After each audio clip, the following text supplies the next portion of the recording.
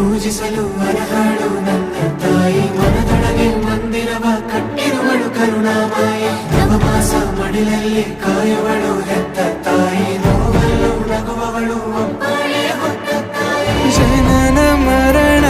ಜಗದ ಸಂತೆ ಅದಕ್ಕೂ ಮೀರಿನಿ ಬೆಳೆದು ನಿಂತೆ ಕರುಣೆ ಸಹನೆಯ ಮೂರ್ತಿಯಂತೆ ದೇವರಿಗೂ